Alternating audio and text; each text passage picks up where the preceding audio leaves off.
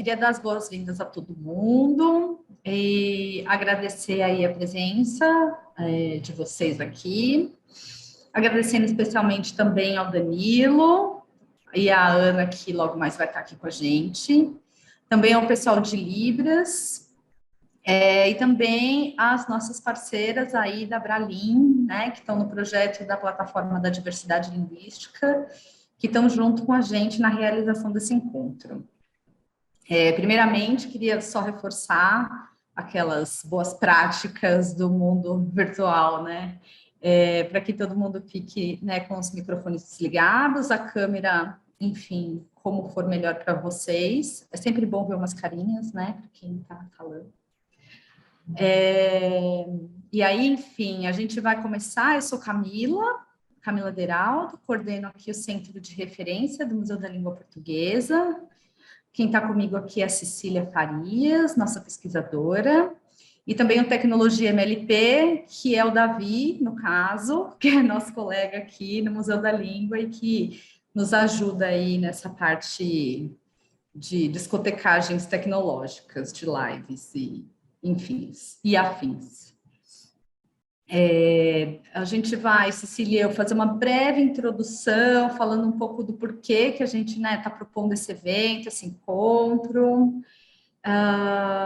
e daí falar só um pouquinho, uma introdução a respeito, né, do que é a realidade, digamos, de acervos aqui do Museu da Língua Portuguesa, e daí passar a palavra para os nossos convidados, especialistas aí, primeiro Danilo e depois, mais para frente, a Ana, né?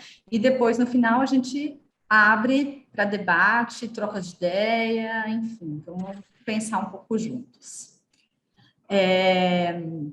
Bom, falando rapidamente aqui sobre o Museu da Língua Portuguesa, eu não sei se todo mundo é de São Paulo, se não é, se já veio, se não veio, mas o Museu da Língua Portuguesa, ele é um equipamento aqui da Secretaria de Cultura e Economia Criativa do Governo do Estado de São Paulo, localizado na cidade de São Paulo, aqui num bairro central, que é o bairro da Luz.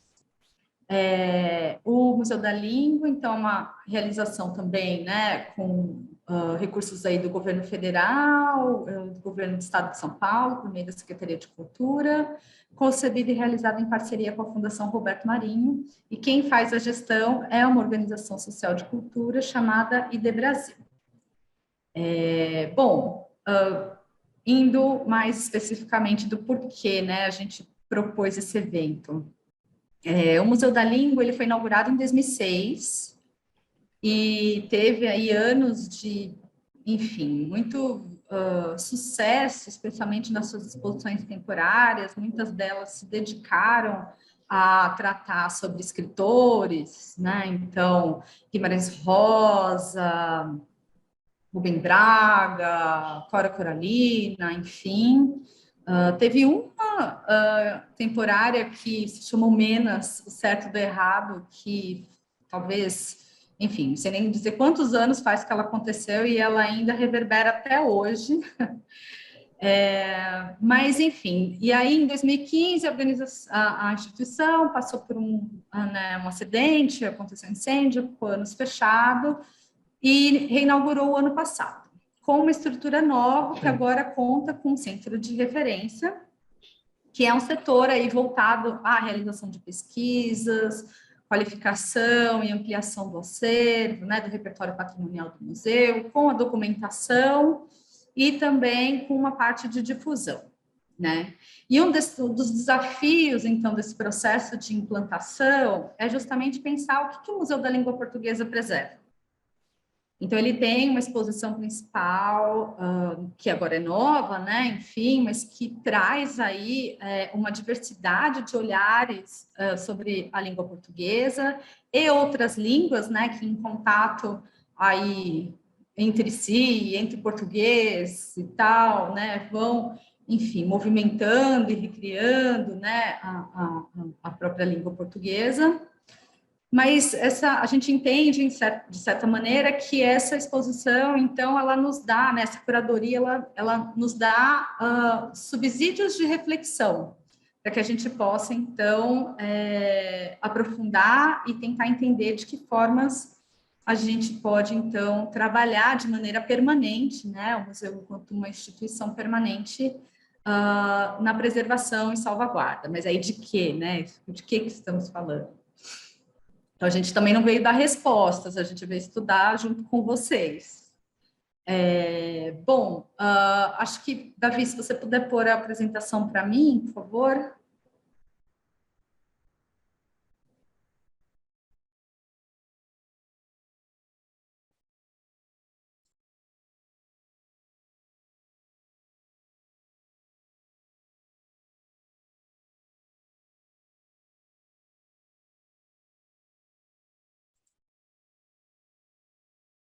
Pode passar, por favor, para o próximo slide. Como eu comentei, então, o centro de referência, ele está dividido basicamente em três frentes, né, que é a pesquisa, documentação e difusão. E nós temos um espaço físico, que é o dessa foto aí, essa sala, que é uma salinha pequena aqui no museu. O museu, apesar de estar num prédio, que é o prédio da Estação da Luz, que é um edifício centenário aqui, né, construído por ingleses e tal, cuja, enfim, própria existência também aporta para as reflexões que o Museu da Língua Portuguesa traz, por causa do movimento, do trânsito, do fluxo, a vinda de imigrantes, a região central em que essa estação está localizada, né, o quanto que esse território também é composto por migrantes. Enfim, apesar de ser um edifício grande, parece que mas não é assim. Então, a gente não tem exatamente muitos espaços. E aí, enfim, temos aí essa pequena sala, pequena mesa acolhedora, cheia de informações e acervos. E nem todos nós trabalhamos nela, né? Cecília, por exemplo, a gente fica em outro lugar. Mas, enfim, então tem essa parte que é o lugar meio que do atendimento presencial e do acesso ao acervo, mas, enfim, temos aí a pesquisa, né, que a Cecília está aqui conosco. Então, estudando nesse momento justamente o que é esse repertório que foi legado para o museu, né, que compõe o museu, e aí eu digo isso especificamente em relação ao que compõe a exposição principal, porque basicamente o acervo do museu ele gira em torno ainda dessa exposição, né? A gente está pensando justamente estratégias de como crescer esse acervo, né, para além daí. A documentação, que então lida com todos os históricos, os documentos normativos, os contratos e também o registro, né, da pesquisa sobre essas referências culturais produzidas, né, e pesquisadas pela Cecília. E aí a difusão, que é um braço aí até um pouco atrelado ao educativo do museu, né, pensando projetos que unam tecnologia, inovação e que atuem muito fortemente em parceria com a educação, mas não somente, né? Pensando, por exemplo, em projetos de formação de jovens, formação, por exemplo, ligada à língua, às línguas, né, não só a portuguesa, mas línguas indígenas, entre outras, e a transposição disso para linguagens artísticas, né, pensando um pouco na própria natureza do trabalho curatorial do museu. Né? O centro de referência, portanto, é o lugar da pesquisa, mas, ao mesmo tempo, é um lugar diferente do lugar da pesquisa acadêmica, né? Ela se junta, se separa, ela pode tomar o mesmo caminho, ela pode beber da pesquisa desenvolvida na universidade, ou ela pode também aportar, né, e complementar. Enfim, mas de toda forma, justamente essa possibilidade dessa interlocução é o que permite a gente, enquanto centro de referência, trazer novas perspectivas e outras temáticas e olhares sobre o objeto, que é a língua, né, para as outras áreas do museu. Então, a gente trabalha muito conjuntamente com, como eu falei, o educativo, a programação cultural, exposições, e a articulação social, que trabalha mais ligado ao território aqui do bairro do museu, né? E aí, então, a gente enxerga que o que a gente pode produzir dentro do museu também é algo que pode estar conectado ao que é coletado e registrado por meio de pesquisas acadêmicas, né? E como que a gente pode pensar em caminhos de complementaridade e de potencialização disso tudo, né? Então, acho que esse também é uma das coisas que, inclusive, conversando com a equipe aí do projeto da plataforma da diversidade linguística, a gente tem, né, ficou problematizando, assim, elas têm um histórico já de longa data nessa reflexão, né? O quanto que é produzido e que pode ser reutilizado a partir de diversos outros projetos. E muitas vezes salvaguardado e também reutilizado dentro de um museu, contribuindo para, enfim, não só a produção de políticas, né, por exemplo, de novos materiais de educação, exposições, mas até para outras novas pesquisas, né? Produção de novos conhecimentos. Então, acho que posso voltar aqui trazendo a Cecília, que a Cecília ela vai falar um pouquinho sobre, então, o que é o nosso acervo. Davi, por favor, pode passar o slide, o próximo slide. E a Cecília vai mergulhar um pouquinho nesses exemplos para a gente compartilhar com vocês também essa realidade com a qual a gente aqui no Museu da Língua Portuguesa trabalha hoje. E aí depois ouviremos as outras realidades aí na voz, primeiro do Danilo e depois da Ana. Obrigada, Camila. Boa tarde, pessoal. Seja todo mundo muito bem-vindo aqui. Nessa, a gente queria trazer um pouco do que tipo de material a gente acaba trabalhando, né? No encontro sobre coleta e registro na formação de um acervo dedicado à língua, como guardar a língua, né? A gente sabe como é diferente, né, o tipo de acervo que a gente vai ter em relação a outros museus que lidam muito com a materialidade, né? Então, e por que aspecto abordar a língua, né? Então, o Museu da Língua Portuguesa vai juntar as discussões da linguística, dos estudos literários, da antropologia, da história, de várias... tem que ser transdisciplinar porque para abordar esse tipo de objeto. E nessas a gente tem um acervo de natureza bastante diversa. A língua acaba sendo trabalhada muito no âmbito abordagem da curadoria da língua como expressão cultural, né, como trabalhada por meio de manifestações diversas. Então, tem coisas voltadas à literatura, à música, à gastronomia também. E nessas a gente tem alguns tipos de acervo diferentes para lidar. Então, nós temos bastante conteúdo audiovisual, a gente vai mostrar mais para frente assim, os exemplos, como arquivos de áudio, né, para dar conta também, para organizar e como disponibilizar para o público também. Temos material de texto, temos também, ao longo da exposição, objetos tridimensionais, que entram mais nessa lógica da conservação do acervo físico mesmo, e temos elementos de iconografia.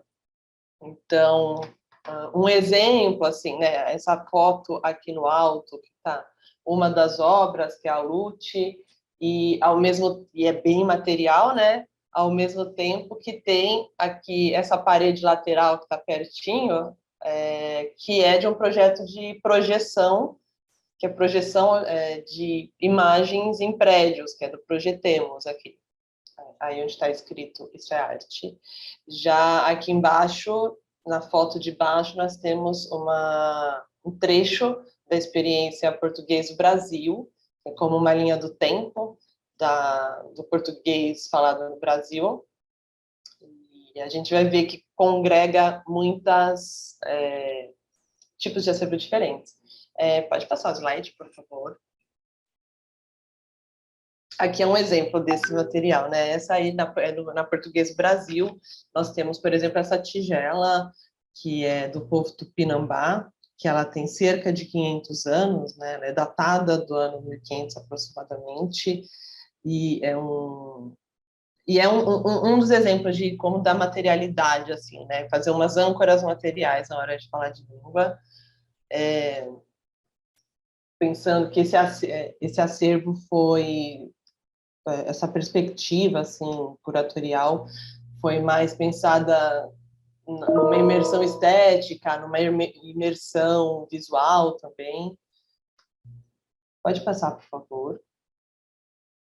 Aqui tem uma experiência no museu que chama Línguas do Mundo. É um lugar que geralmente quem estuda a língua, né, gosta bastante dessa parte, porque tem uns tubos, vocês vão ver em outra imagem mais para frente, são tubos que cada tubo tem uma língua diferente e que geralmente foram escolhidas por alguma relação com o que se fala no Brasil, seja por migrações, outras. E esse trecho específico é um desses objetos que mais materiais, né, mais concretos, mas que você escolhe uma língua, nessa distância não dá para ler os nomes das línguas, mas você escolhe e aí tem essa reprodução do aparelho fonador e que ela vai acendendo luzinhas para indicar como seria mais ou menos o movimento do aparelho fonador, e essa mão você coloca sua mão sobre e aí vai fazer uma vibração de acordo com a língua, né, com o que está sendo falado ali. Então, é uma forma de experienciar de outros, tátil também, né? Ao longo da exposição, sempre tem objetos táteis, para que a experiência se dê de outras formas também, não só ficar lendo e ouvindo. Pode passar, por favor. Esse aqui é a Línguas do Mundo, que eu falei, e aí nós temos um trabalho a gente tem os acervos de áudios, né? Então, nós temos tudo que está sendo falado lá, nós temos as transcrições, além dos arquivos de áudio que são reproduzidos ali. E é um dos exemplos de arquivos sonoros que nós mantemos. Pode passar. Aqui é um exemplo de arquivo do material audiovisual, uma experiência que chama Falares. Ela é composta por alguns totens, cada um com uma temática. Então, aqui a gente vê, por exemplo, das crianças, esse mais embaixo, que a gente vê uma criança, aí tem um totem que é pessoas de diferentes profissões falando, outros são griots, outros são professores, e aí é um material, e aí foi um trabalho de coleta, de gravação específico para essa experiência, com equipes indo viajar assim, para gravação, e também uma preocupação na hora da coleta de não mudar o ambiente da pessoa, né? Então, às vezes, fazer uma intervenção mínima para garantir uma boa iluminação, mas para manter os elementos que contextualizam a fala daquelas pessoas que estão ali. Pode passar, por favor. O Nós da Língua, essa experiência traz a língua portuguesa no mundo. Então, seriam os territórios lusófonos, tanto países como territórios, né, como Macau, Goa. E aí é um lugar que tem muito material de muitas naturezas, assim. Então, nós temos textos, nós temos gravações de entrevistas, música, trechos de documentários, e aí tem algumas coisas que foram elaboradas especificamente para essa experiência, outras foram garimpos, digamos assim, feitos, né, tipo, coletas feitas de coisas já prontas, né? Pode passar, por favor, Davi, porque no próximo slide eu tentei pôr no detalhe, né? A gente tem umas janelas específicas em que a gente vai escolhendo os temas e vai aprofundando e pegando por temática e explorando. mas nós temos muita imagem, né? Um trabalho de pesquisa de imagens que assim fica muito bonito, inclusive. Então, nós temos um acervo muito grande vindo dessa experiência. Pode passar, por favor. É uma dessas experiências que a gente precisa voltar muitas vezes no museu para conseguir, sabe, dar conta, porque a gente não tem nem memória para lidar com tudo de uma vez, assim. Aqui nós temos o Palavras Cruzadas. A ideia é falar de interferências do contato da língua portuguesa com outras línguas aqui em território brasileiro, e desde as línguas originárias, indígenas, até dos povos da África que vieram para cá, que foram trazidos para cá, até migrações, processos migratórios, né, relacionados. E aí nós temos um trabalho com etimologia assim maior, né, de a gente pegar palavras do cotidiano em território brasileiro e mostrar de onde que veio, né? Antes era falado em outra língua, e trazer a origem, o significado nessa outra língua. E aí tem uns arquivos de áudio também. A gente criou um acervo de áudio para que as pessoas ouçam, né, as palavras tanto em português como na língua de partida, digamos. Passa, por favor, Davi.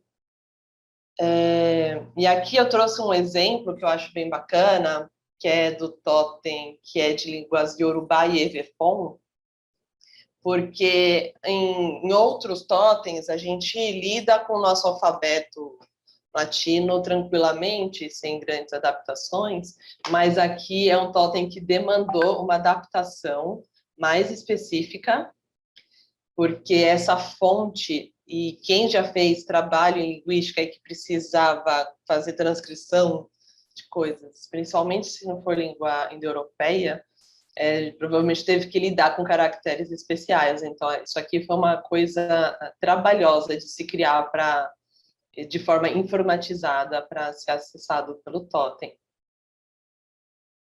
E é isso, é uma experiência que conjuga os acervos sonoros, textuais, né? E vamos para o próximo, por favor. Aqui eu trouxe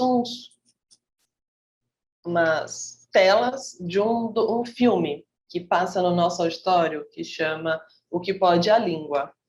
Foi dirigido pelo Carlos Nader e vai trazendo vai falando sobre a língua, assim. Eu acho que é um dos momentos mais linguista profundo, assim, porque tem uma discussão sobre o que é língua, né? Então, por exemplo, tem uma parte que vai falando da ideia de gramática universal, do Chomsky. Tem um momento em que mostra o aparelho fonador, como ele funciona durante um beatbox. Então, eu não consegui fazer o movimento aqui, colocar o videozinho, mas isso aqui é uma coisa congelada que está em movimento, na verdade, mostrando as coisas. Então, é um momento que dá um bom material para trabalhar discussões de linguística para não linguistas, né, no caso. Ótimo. Pode passar. O que falta? Aqui, a Praça da Língua, e aí é um momento de imersão muito, assim, muito forte, porque você fica rodeado por um ambiente que tem poesia, música e imagens, então conjuga um acervo audiovisual muito potente e aí faz um trabalho com a literatura, né? É um momento muito marcado pelo estudo da literatura, falar de língua por meio da literatura, né? E aí tem os desafios também, né? De quem já foi, sabe que são projeções nos tetos, e aí tem os desafios técnicos da projeção mesmo, né? Então, não é só a criação do vídeo, é de que dê certo nesse formato, assim, uma dessas propostas de imersão profunda. Acho bem bacanas. Não, eu queria fazer só um comentário. Claro.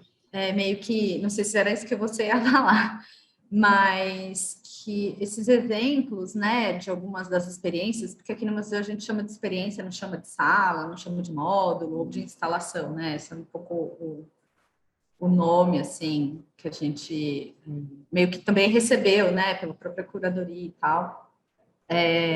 Mas esses exemplos, eles apontam para alguns tipos de caminhos, né? Então, a gente está falando, por exemplo, da literatura, né? Um pouco nessa Praça da Língua, além de trechos, né? De poesias, ou às vezes de livros mesmo, né? E tal. Tem também música, então ela mistura, né? Essa parte poética, literatura, música, mas também tem nos outros exemplos, né, uma espécie de coletas aí de falares, mas também tem registros de pichações ou placas nas ruas, e aí tem também objetos, como a tigela Tupinambá, que a Cecília comentou, né, que tem a ver, então, com a história, né, de uma população, né, um povo cuja língua a gente, enfim, tem aí no nosso caldo de línguas em contato e tudo mais. Então, são vários caminhos e realidades possíveis que são, de certa forma, pinceladas aqui, né? E isso nos abre uma amplitude muito muito ampla, assim, muito intensa, né, de caminhos a percorrer, né? Então, volto aqui para a Cecília, né? Acho que você pode. Não, estava pensando nesse exercício também que a gente precisa fazer, de pensar, né, no como fazer isso,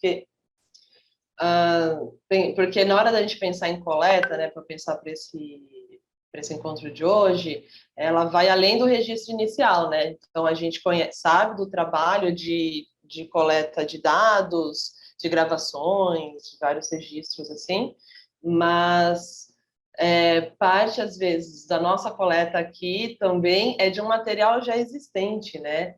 E de como referenciar quem já fez, né? A gente tem que tomar decisões sobre como referenciar quem já fez esse trabalho de coleta e dar suporte, né, na medida do possível, para quem já teve esse trabalho, né? Como lidar com a preservação do que já foi coletado para outros fins. Afinal de contas, se a gente cria esse ambiente de preservação de acervos, não necessariamente materiais, a gente consegue ter esse material disponível para outras atividades, para além das pesquisas que já ocorrem. Então, acho que e isso é uma das motivações para esse ciclo de encontros também, né? Como lidar com esses acervos para produção de outras coisas, para que isso seja um trabalho continuado, para que a gente não perca materiais já coletados antes, né? Não só novas coletas, mas novos registros, mas como lidar com os registros que a gente já tem. E a gente aqui no museu acaba usando muito material também que já existe, é uma questão mais de reunir e trabalhar, extrair dali trabalhos possíveis, de pensar, seja no trabalho com o educativo, no trabalho de difusão, como ponto de partida para novas pesquisas. Então, é isso, um desafio aí, uma coisa da gente pensar mais para frente, né? Como trabalhar com esse material. Quer trazer mais alguma coisa do museu, Camila? Não, acho que é isso. É isso. Acho que você arrematou muito bem, assim, né? Tem essas outras saídas, esses outros usos, mas ao mesmo tempo a gente está falando de preservação, e aí a gente está falando de preservação de suportes de memória ou de línguas, né? E tal. Mas é isso. Acho que você pode chamar o Danilo aqui. Para conversar sobre essas coisas, né, nós pensamos em duas abordagens para isso. Primeiro eu vou chamar aqui, então, o Danilo Paiva Ramos. O Danilo, ele é antropólogo, ele é professor adjunto do Departamento de Ciências Humanas da Universidade Federal de Alfenas, em Minas Gerais. Ele é membro efetivo do programa de pós-graduação em antropologia na Federal da Bahia. E ele tem pós-doutorado em antropologia linguística pela Universidade de São Paulo e pela Universidade do Texas, né? Fez doutorado na antropologia social na USP. Ele é líder do grupo de pesquisa em etnologia, linguística e saúde indígena e desenvolve pesquisas em etnologia indígena, com ênfase em estudos sobre xamanismo, línguas indígenas, arte verbal e saúde indígena. Ele também é membro da Associação Brasileira de Antropologia, do Núcleo de Estudos Afro-Brasileiros e Indígenas, na Universidade Federal de Alfenas. E também é membro do Coletivo de Apoio aos Povos Yurupida, Dão e Nadeb, e da Associação Saúde Sem Limites. Danilo, por favor, o microfone é seu. Então, queria agradecer a Cecília, a Camila pelo convite, primeiro, né, dizer da importância desse tipo de espaço, desse tipo de promoção de um diálogo interdisciplinar, visando a documentação, a constituição de acervo, a reflexão sobre a coautoria desses materiais, né, e sobre os modos de produção coletivas também, em termos das pesquisas, né. Então, a Cecília me apresentou brevemente, e daí vou só, rapidinho, né, contar um pouquinho desse lugar de onde eu falo, como é que eu, como antropólogo, me aproximei da linguística. E daí já vou compartilhar aqui a tela com vocês.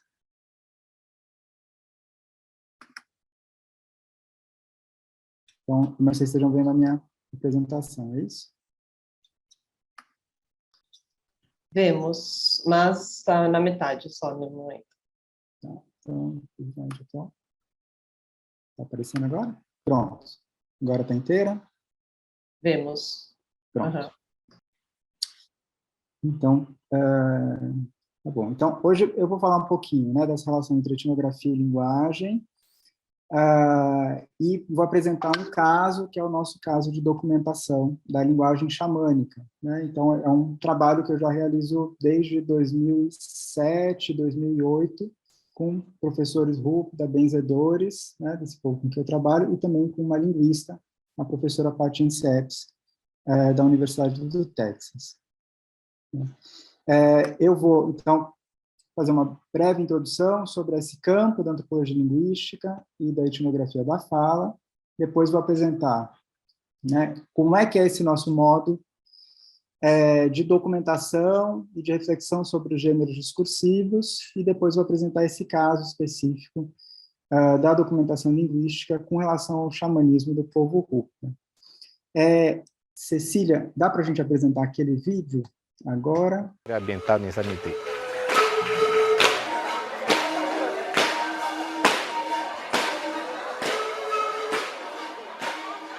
Nếu ư ưn thế thì vi bằng PGTA nuôi PGTA konan konan tuhub desenvolvimento sustentável não andui ưn thế sobre benzimento biinan ui biin chú gut ham de tuhub khẩn nhậu hình nhì tây vạn ui ưn thế chú gut ham de hình ham go chú gut hình ham ai hình biin tai hình ni nè hình nó hình biin ta từng hơi hình biin ta từng hơi ăn cỡ ta na hình nộp hình biin ta bao giờ ăn cỡ ta na hình nộp hình biin ta ham vô hình biin ta hình ham vô hình khực tết hình biin ta ông bật khực tết mà mẹ để mi ta đang khực gật từng hơi ăn cỡ thì hình nộp biin tại giúp biin ta vô họp khực ấy vì gì bài trang vàng bài hình ham bài như khăn họp bè cô được ngu mẹ cô được hi cô được Jika nama binta be, binta bay, nya aman variety no, binta bay, hutut bui garat tin binta bay, an chom ye di tin no, chom ye di an nya am variety tin no, bisi variety tin no, binta doh tai bay hunut, bu bakat doh tai bay, binta bay. You bị nữa you hơn cơ đó you bị nữa you vegeta của anh Saudi tu hút anh Tony Pam vậy.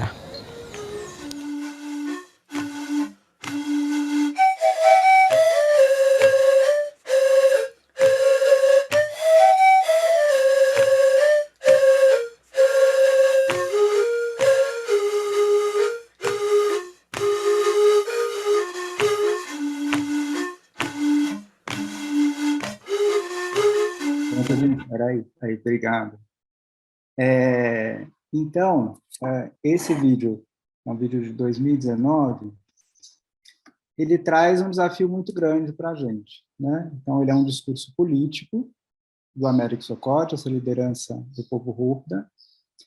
O povo Rupda, virtualmente, né? Todas as pessoas são falantes de língua Rupda e tem algum português, né? Algumas delas falam um pouco de português, como é o caso do Américo, e parte desse povo fala também a língua tucana como uma segunda língua, né? Esse é um vídeo desse processo que foi o desenvolvimento dos planos de gestão territorial e ambiental dos povos indígenas do Alto Rio Negro, que contemplaram também o povo Rupda e o povo Yurupté, que são considerados povos de recente contato, isolados pela FUNAI e pela CESAR, né? Nesse Danilo, Oi, Danilo, rapidinhos. Não, só um aviso, não sei se era proposital, mas a tua apresentação não entrou de novo, tá? Daí não sei se você não queria pôr ou sei lá. Pronto, está aparecendo? Tudo bem? Ah, sim, agora tá.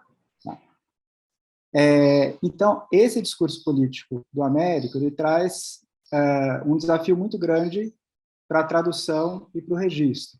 Por quê?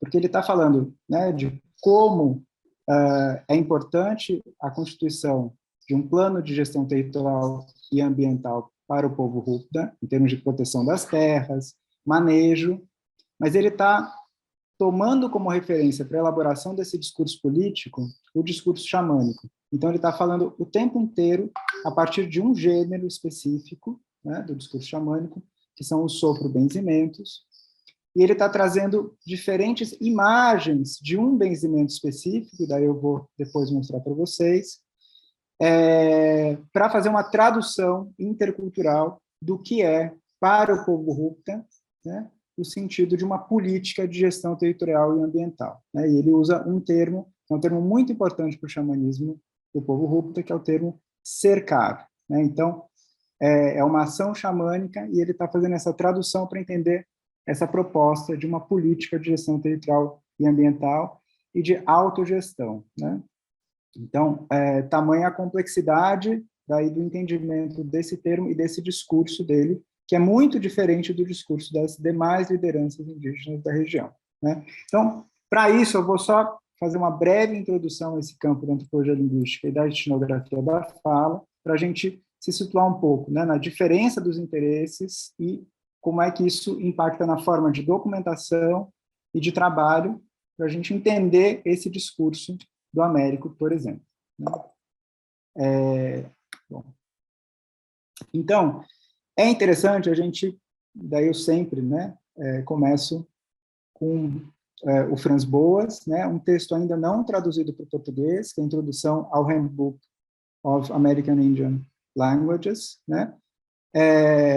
Aí o Franz Boas fez pesquisas em linguística no final do século XIX, começo do século XX, e foi um dos principais iniciadores desse campo da antropologia nos Estados Unidos, no México, e que contribuiu em larga escala para a construção do campo da antropologia. Ele vai dizer: entretanto, devemos insistir que o domínio da língua seja um meio indispensável de obter conhecimento preciso e detalhado, porque se pode ganhar uma informação ouvindo-se as conversas dos nativos, e participando da vida diária deles, que para o observador, que não tem nenhum domínio da língua, continuará totalmente inacessível. Nas condições atuais, deve-se admitir que esse objetivo ideal está totalmente além do nosso alcance.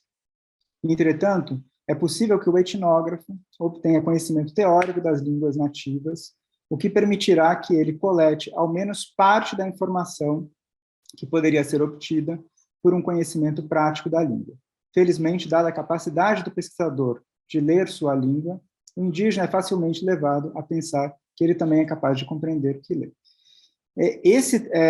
Essa concepção de trabalho linguístico do Franz Boas, né, é o que vai ser chamado depois no campo da antropologia linguística uma abordagem holística com relação à linguagem. O Franz Boas vai ser uma das primeiras pessoas a formar linguistas indígenas, antropólogos indígenas, né, já no começo do século XX, e a constituir, né, esse tipo de colaboração entre pesquisadores não indígenas e indígenas no campo da antropologia e da linguística, né? Então, o Franz Boas já utiliza esse termo antropologia linguística e vai conceber, né, a antropologia linguística como um dos campos da antropologia, assim como a arqueologia, a antropologia cultural e a antropologia biológica, né? A gente tem também, de uma outra perspectiva, né, a grande contribuição do Bronisław Malinowski, que vai conceber parte dos seus trabalhos como de etnolinguística, né, e vai contribuir muito com o campo da pragmática, e dos estudos de linguagem ritual, especificamente de estudos sobre linguagem xamânica, né? A gente tem aí abordagens que vão constituir também, né, a primazia da descrição linguística e da comparação entre as línguas. E daí depois, nos anos 60, a gente tem a contribuição grande do Delhaims, que vai repensar essa especificidade da contribuição da antropologia linguística, né, pensando a partir da relação, né, então os pesquisadores tendo atenção para essa relação entre linguagem e cultura. Então, é o estudo da fala e da linguagem no contexto da antropologia. Aqui mais algumas definições, né, e daí esse campo da etnografia da fala, que guia esse tipo de metodologia que a gente vem trabalhando no Alto Rio Negro, principalmente com o povo Rupta. Então, o discurso entendido como um nexo entre língua e cultura, enfatizando o modo como o discurso incorpora a arte verbal, a transformação e a ação performativa. Isso implica em quê? Né? Na importância de uma documentação atenta à multimodalidade, atenta aos gestos, atenta às performances e atenta principalmente aos contextos de enunciação, né? E daí, aos pouquinhos, eu vou mostrar para vocês os recursos de documentação que a gente tem para dar conta dessa complexidade, né? Então, essas incorporações e potencialidades tornam visíveis a partir de gêneros discursivos, formas de registro e permitem a gente perceber os estilos, né? Então, isso envolve o quê? Né? Um entendimento da linguagem de modo diferente, né? A partir como um recurso importante para entender a ação, né? E os modos de reflexão e compreensão humanas, né? Então, é todo um exercício de reflexão também sobre a metalinguagem. Então, esse pressuposto, né, de que a linguagem é mais que um instrumento reflexivo pelo qual buscamos entender nossos pensamentos e ações, né? A linguagem dá acesso ao espaço interacional. Então, a gente vê nesse discurso do Américo, ele falando o tempo inteiro, né, da viagem que os benzedores e que as pessoas que participaram, né, das ações de etnomapeamento, né, fizeram através de caminhadas na floresta, de como os benzimentos foram importantes nesse processo e de como esse processo de caminhadas foi o que fortaleceu essa ação de proteção territorial e de gestão territorial. Tá? Então, são muitas camadas de sentido e tem um trabalho de meta-reflexão dele sobre o discurso político, né, a partir dessa concepção xamânica e de uma concepção muito complexa de tradução linguística e tradução cultural, né? Então, aqui só algumas ideias aqui de comparação, né? Então, a comparação entre antropologia sociocultural e antropologia linguística, né? Então, na antropologia sociocultural a gente tem a linguagem como sistema de representação e classificação, enquanto na antropologia linguística a gente entende a linguagem como um conjunto de práticas que desempenham um papel central na mediação de aspectos materiais e ideológicos da existência humana, né? Na antropologia sociocultural, né, a gente tem, por exemplo, o uso em larga escala de entrevistas, de questionários, né, e muitas vezes, né, com não muita preocupação com a contextualização dos dados discursivos, enunciativos, né? Isso, na antropologia linguística, constitui como uma base principal, né, da abordagem metodológica e da constituição dos dados, né? Então, a contextualização, né, a importância que conceitos como indexicalidade, deixes têm para a construção, né, dos dados e das dinâmicas de registro, né? Então, só continuando. No contraste, né, com a linguística descritiva, por exemplo, né, a gente pode ver a antropologia linguística com interesse nos falantes como atores sociais, né, nas interações sociais e no modo como se dá a interação social numa comunidade de fala específica, né, análise centrada no discurso situado e na atuação linguística, em como a linguagem permite criar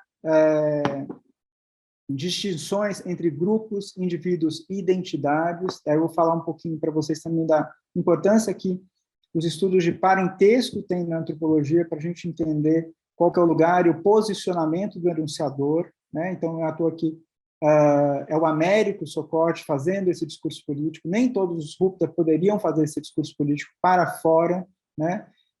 Então, ele é de um clã específico, ele é de uma família específica, né? E tudo isso constitui um posicionamento hierárquico dele que permite a ele ser uma figura enunciadora desse discurso político nesse espaço social de interação em que ele está se situando, tá?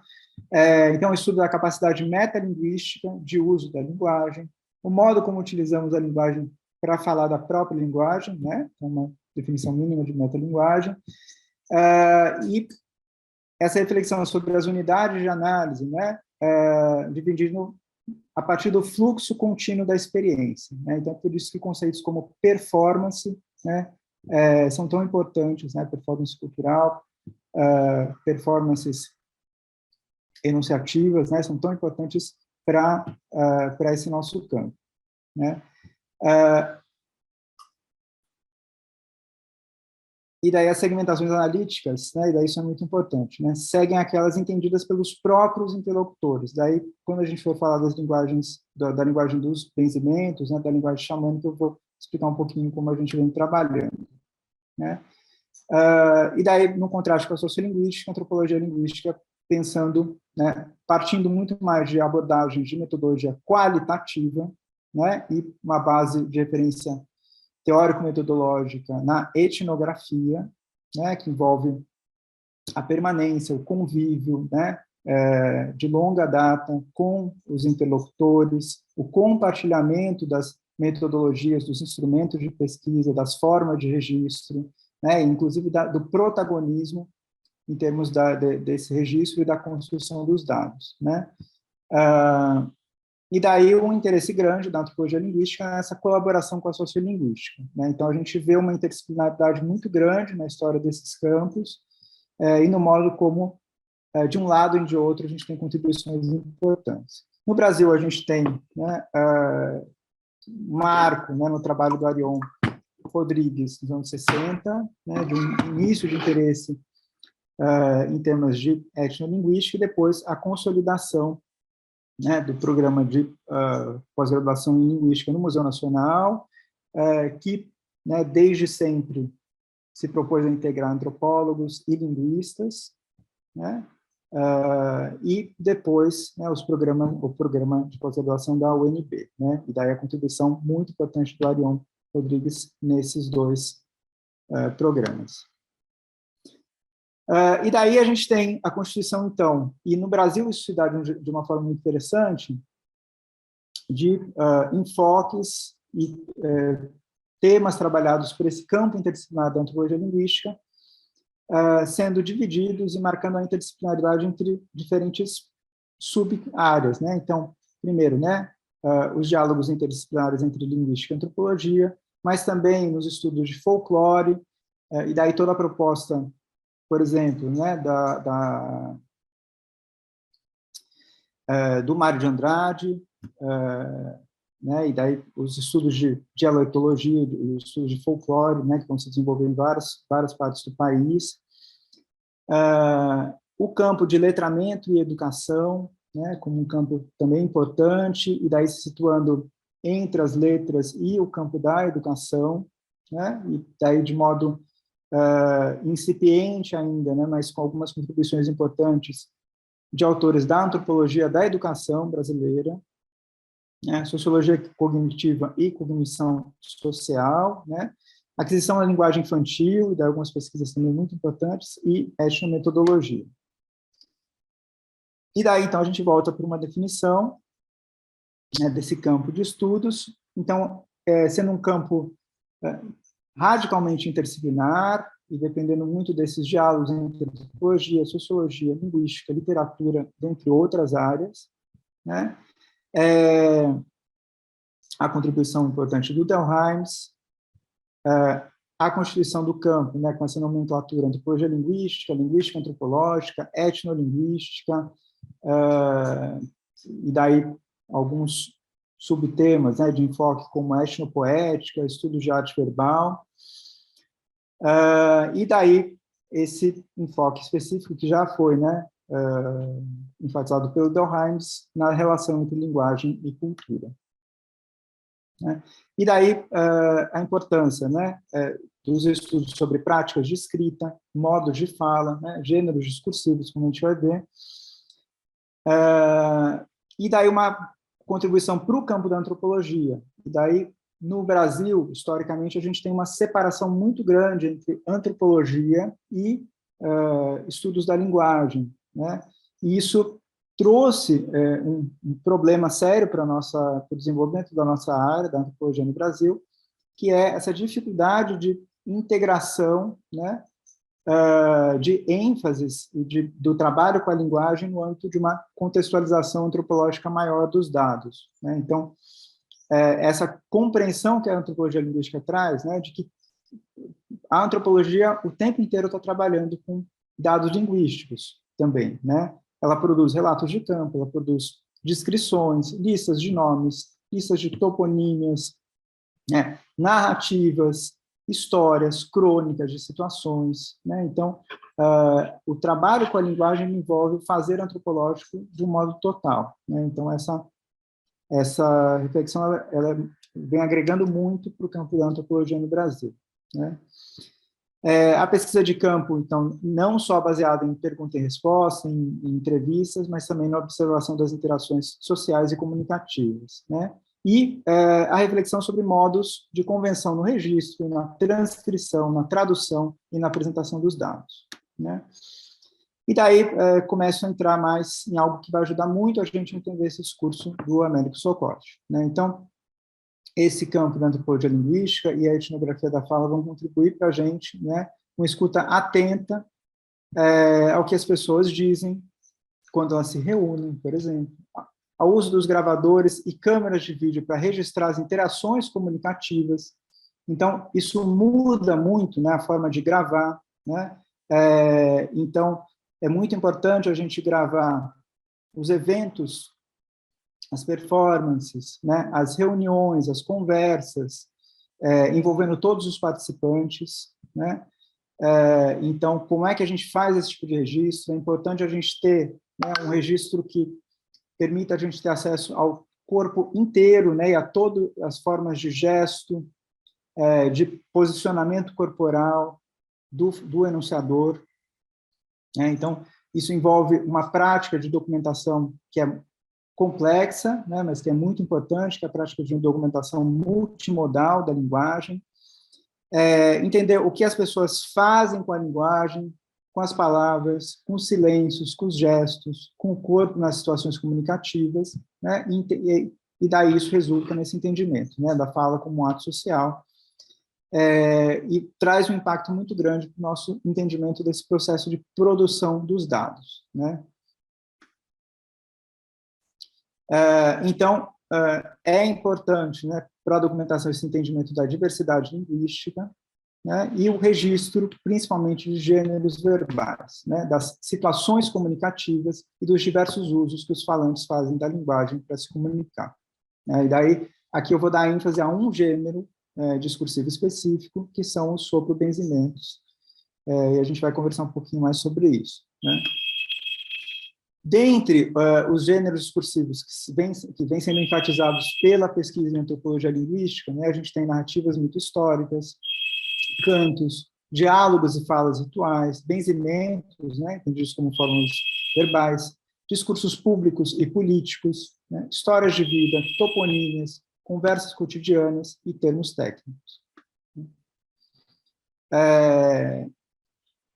O entendimento, né, muito importante de que os interlocutores são sujeitos à pesquisa o tempo inteiro, que eles guiam todo o entendimento que a gente vai ter sobre a linguagem, né, nessa relação com a cultura. Então, os falantes e atores sociais são membros de comunidades singulares e complexas. As comunidades são compostas por instituições sociais, as quais os interlocutores fazem parte, e daí, em antropologia linguística, é muito, muito, muito importante a gente ter um olhar muito aprofundado sobre a organização social, sobre os modos de posicionamento e diferenciação das identidades dos enunciadores, né? As falas e ações sociais são formadas por uma rede de expectativas, crenças e valores morais que se entrecruzam, né? Os objetos e métodos específicos distinguem um projeto antropológico de uma pesquisa linguística descritiva, né, e do relato etnográfico. E daí, a atenção também etnográfica para os modos de transmissão e recepção da cultura, né, a relação entre sistemas culturais e formas de organização social, como eu falei, o papel das condições materiais na compreensão que as pessoas têm do mundo, as políticas de representação, e daí isso é muito importante nessa fala do Américo Socote, né, a construção cultural da pessoa, a constituição da autoridade, do poder e da legitimidade da pessoa, as bases culturais do racismo e do conflito étnico, né, e daí a gente vai falar um pouquinho disso na fala do Américo, e dos processos de socialização, né? E daí agora passo para esse caso e para o entendimento que a gente vai ter melhor agora desse discurso político do Américo, né? O que motiva, né, a gente, tanto antropólogos como linguistas, né, nessa iniciativa colaborativa que a gente tem no Alto Rio Negro, né? Então, uma das questões importantes é que a gente enxerga, né, depois de muitos anos de trabalho colaborativo, com os professores das escolas indígenas, com os benzedores, né, uma questão séria que é esse estreitamento estilístico, né? Então, o modo como os falantes, né, vêm experienciando a perda de gêneros e de registros e de estilos, né? E daí um sinal de emergência foi dado com relação a esse gênero discursivo específico, que são os benzimentos, né? Então, as formas de discurso especializado, né, além de estarem em risco, são menos documentadas.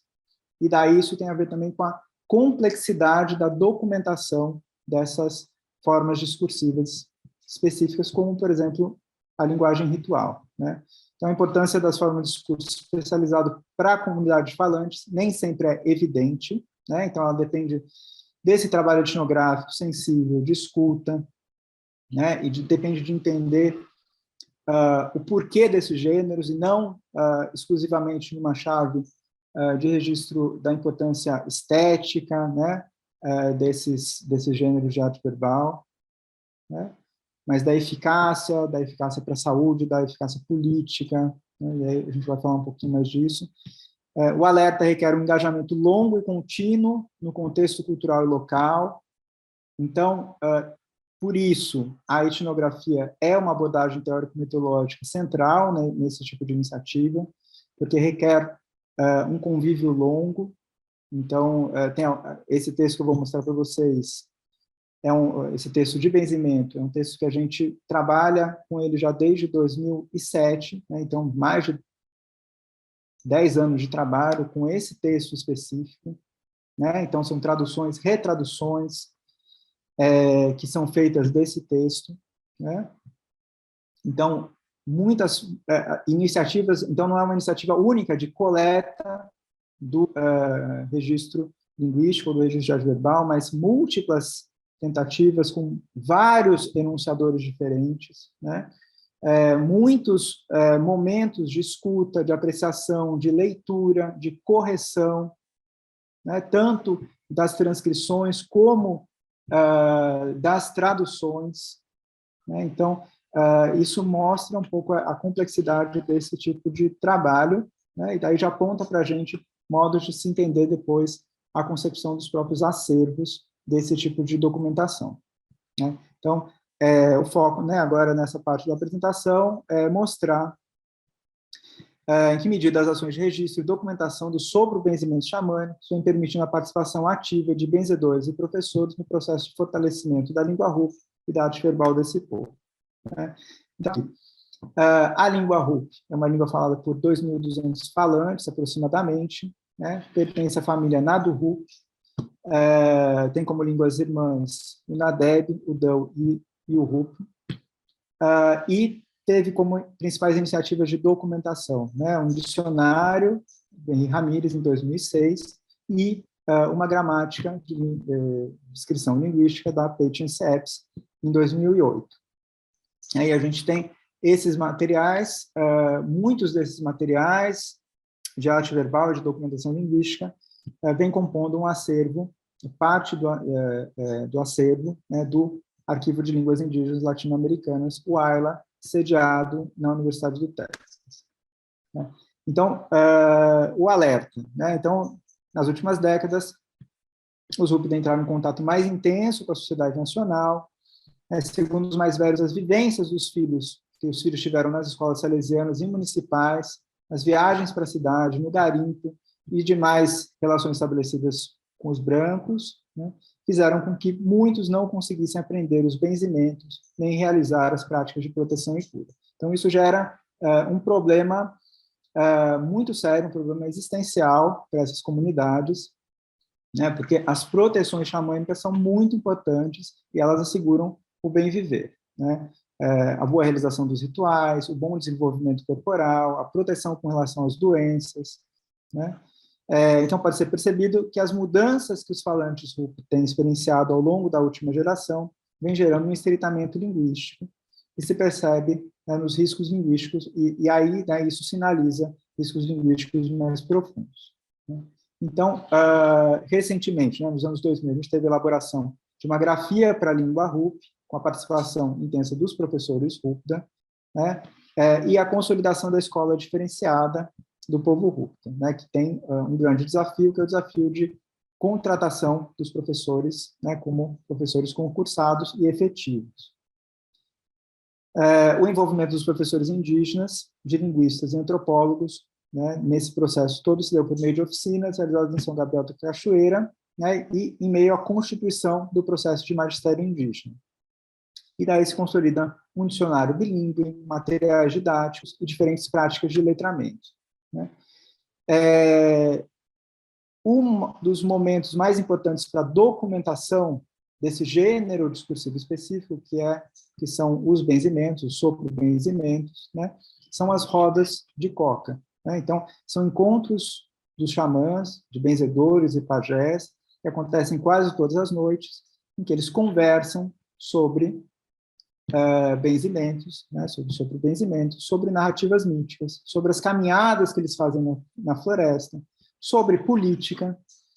Eles recebem pedidos, né, de pessoas para executarem benzimentos e proteções, né? Então, aqui a gente tem no canto esquerdo o seu Miguel soprando, né, um cigarro, que é uma proteção xamânica, que depois esse cigarro vai ser fumado e a fumaça desse cigarro vai ser soprada no corpo de uma pessoa que está doente ou que precisa de uma proteção, né?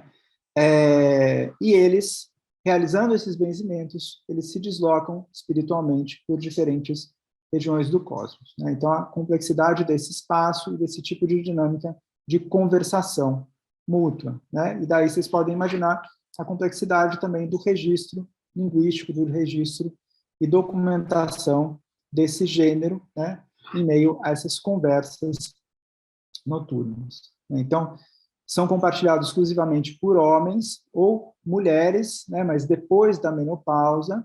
Então, a gente tem aqui um cuidado, né, e uma diferenciação de gênero no acesso a esse conhecimento xamânico, e são transmitidos entre os falantes num processo de documentação como exegeses, né? Então, o que a gente tem, né, como resultado dessa documentação são exegeses de benzimentos, né? Não são exatamente aquilo que o seu Miguel está soprando e murmurando ali para o cigarro para realizar a proteção xamânica da pessoa que solicitou, né? Então, esse é um trabalho que necessita de uma colaboração profunda, né, entre antropólogos, linguistas, né? A gente teve a colaboração também de profissionais da biologia, né, que se dedicam à etnobiologia, à etnozoologia, etnobotânica, né, um entendimento do gênero, né, então, que se dá a partir da participação nas rodas de coca, limitada aos homens, né, e daí isso vai limitar também o acesso de pesquisadoras mulheres à documentação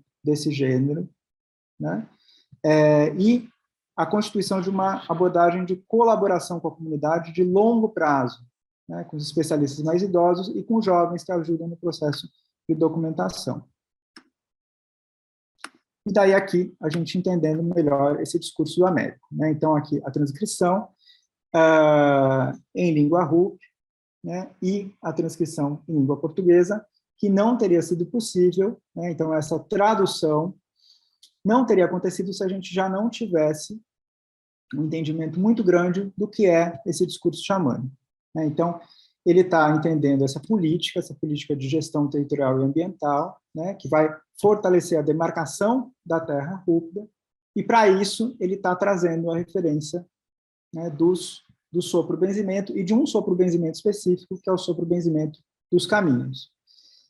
Por quê? Porque para fazer o mapeamento, para fazer esse exercício, né, de uma nova demarcação da terra dos Rúpida, os jovens e os velhos tiveram que caminhar pela floresta, reabrir caminhos e tiveram que ser protegidos por esse benzimento, né? Então, o entendimento dele é de que a política faz algo próximo, né, ou semelhante àquilo que o próprio benzimento está fazendo, né?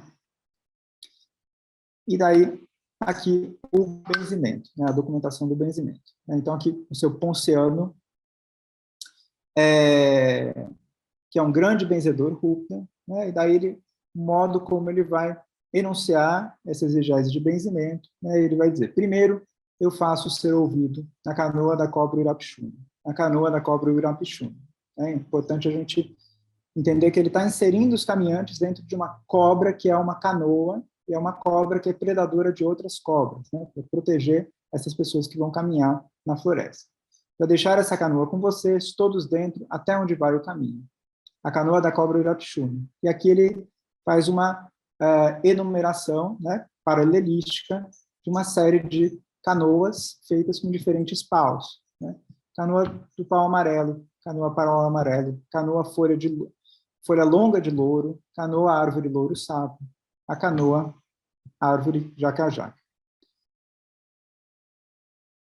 E daí ele vai criar essa proteção, né? E é justamente a essa proteção que o Américo está se referindo nessa fala política dele, né?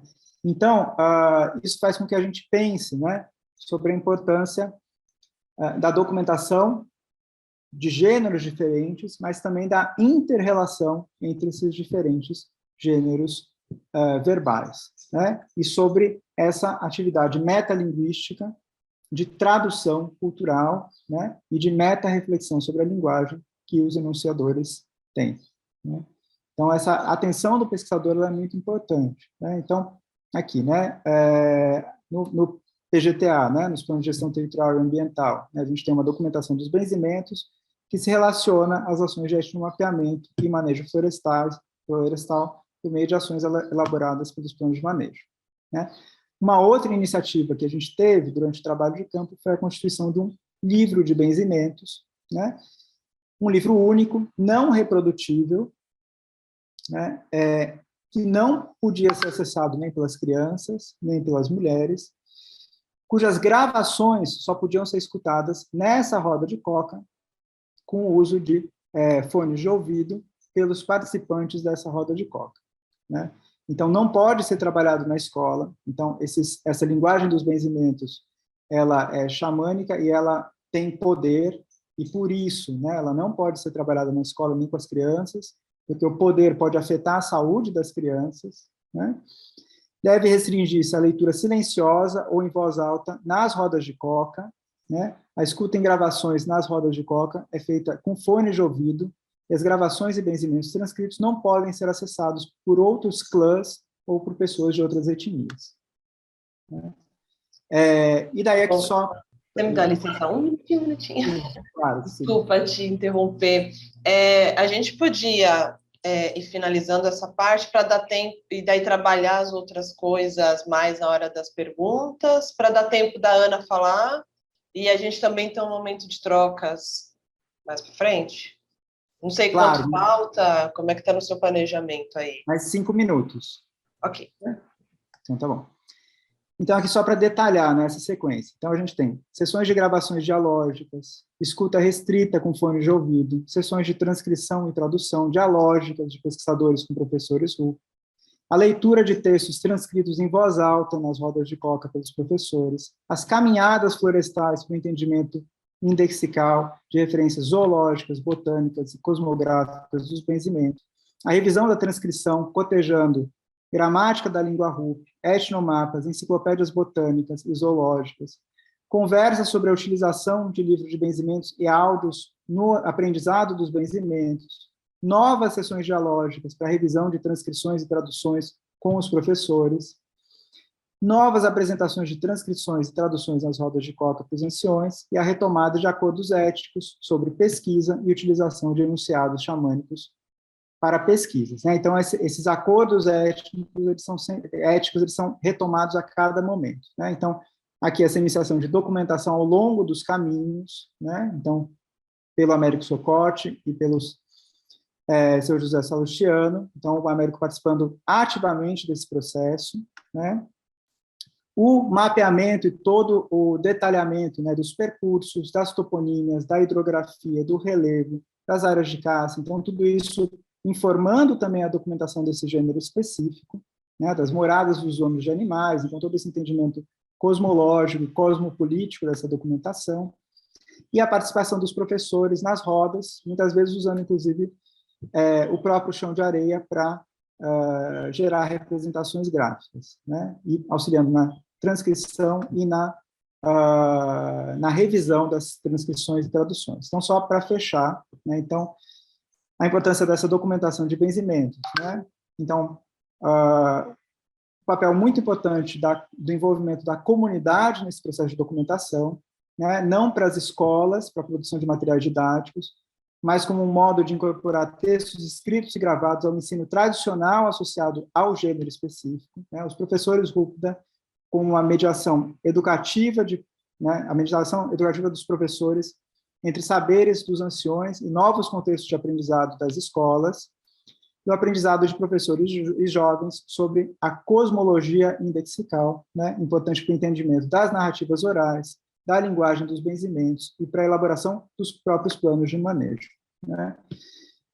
E daí esse processo todo, né, ele ajuda a gente, né, nessa relação com a comunidade, não apenas, né, com um modo de contribuição para a difusão desse gênero, né, de modo tradicional, mas também para atenuar os efeitos das mudanças contemporâneas, né, então desse risco da perda do gênero, né, e a necessidade de contribuição, de colaboração extensiva de longo prazo, né, com a comunidade, no entendimento desse contexto cultural específico, né. E daí essa complexidade, né, de toda a dimensão cosmológica e ecológica que contribui para o entendimento desse gênero específico. Bom, acho que eu fico por aqui, e daí a gente depois conversa um pouquinho no debate. Obrigado, gente. Obrigada, Danilo. Não, e traz um desafio também da coleta multimodal, assim, que é bem interessante e complexa para a gente discutir. Eu queria que fosse colocando aqui na tela a Ana Vilaci. Obrigada pela presença, Ana. Apresentar para vocês, né, para quem não conhece, a Ana Vilaci Galúcio, ela é linguista, ela é pesquisadora titular no Museu Emílio Guild, onde atualmente ela é curadora da coleção de linguística e do arquivo digital de línguas indígenas do Guild. Ela se dedica ao estudo e documentação de línguas dos povos originários do Brasil e tem um interesse especial no trabalho com línguas ameaçadas e iniciativas de revitalização linguística. Também é docente permanente no programa de pós-graduação em diversidade sociocultural, lá no Museu Emílio Guild, e do programa de pós-graduação em letras da Universidade Federal do Pará. Por favor, Ana, fique à vontade. O microfone está mudo. Boa tarde. Estão me ouvindo? Não está muito alto, assim, está meio baixo aqui para mim, não sei se é possível aumentar. Não, é que eu tive que mudar desculpem, eu tive que mudar de computador na última hora, que o anterior não funcionou, e esse aqui foi adaptado, então. Mas agora está ótimo. Melhorou, né? Vou ficar segurando aqui um pouquinho. Então, boa tarde para, né, todos vocês. É um prazer estar aqui conversar um pouquinho. Obrigada pelo convite, né, Cecília. Na verdade, talvez a gente devesse fazer duas sessões, né? Porque a fala do Danilo foi ótima, né? A gente tem muita coisa para conversar, então talvez a gente devesse fazer duas coisas separadas, porque eu queria até saber com vocês, porque assim, nosso limite era 5 horas da tarde, né? Já são 4h20, então eu não sei mais como... A gente não pode passar de 5, contando um tempinho para conversar aqui, enfim, considerações finais, pelo menos, né? Uhum. Bom, então, assim, eu não vou conseguir fazer o que eu tinha pensado em fazer, eu vou só, talvez, mostrar para vocês algumas coisas, porque eu tinha pensado em conversar um pouquinho, né, o convite foi para falar sobre o registro mesmo, né, a coleta de dados de línguas, né, e como essa coleta pode ser feita e pensada, né, para a formação de acervos, né, acervos de línguas. Então, como a Cecília falou, eu sou linguista, trabalho no Museu Guild justamente com a documentação linguística, né? A gente tem trabalhado bastante com línguas ameaçadas, né? Com línguas que, na verdade, têm poucos falantes e em situações em que a língua não está sendo utilizada como língua de uso cotidiano, né? De uso para comunicação cotidiana. Então, falando das línguas dos povos originários no Brasil, o meu foco de trabalho tem sido muito na região de Rondônia, né, em que tem uma grande diversidade linguística, mas uma diversidade muito ameaçada, né? Então, deixa eu mostrar para vocês um pouquinho. Então, eu pensei em falar um pouquinho sobre documentação linguística, né, sobre essa disciplina, que é uma disciplina nova, né, relativamente nova, nos modos como tem sido estruturada e organizada, né? O Danilo falou super bacana, né, sobre antropologia linguística, sobre esses registros, né, multimodais e como você tem que se preparar para isso. E documentação linguística justamente vem falar sobre isso também, né? Então, deixa eu ver se eu consigo apresentar aqui um pouquinho.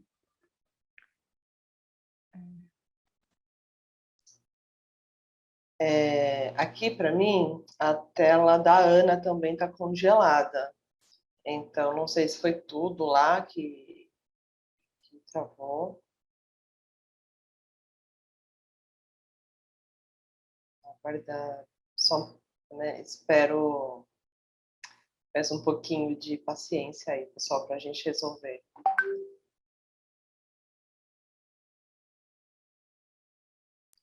Acho que apareceu, né?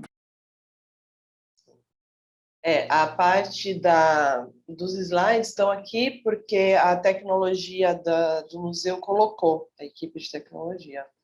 Então, agora eu não sei se a Ana mesmo está por aqui. Acho que ela caiu.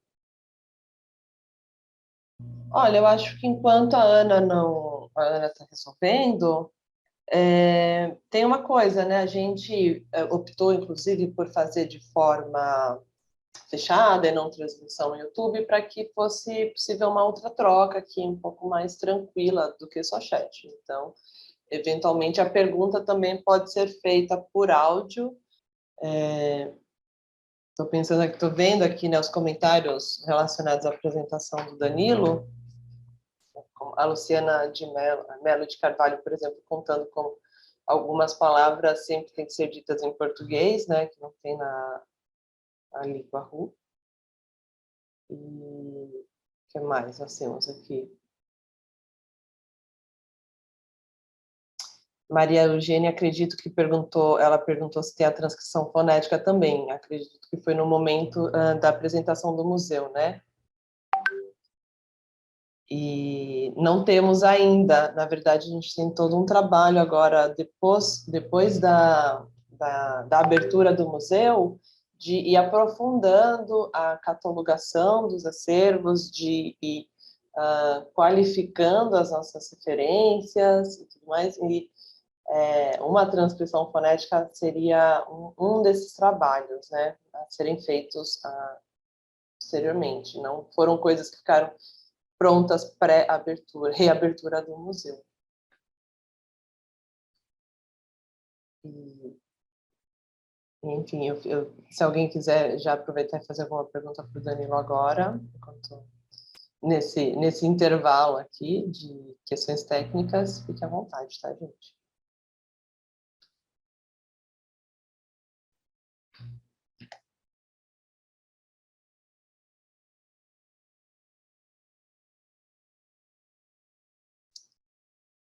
Eu acho que eu mesma vou perguntar, então, enquanto isso, para o Danilo.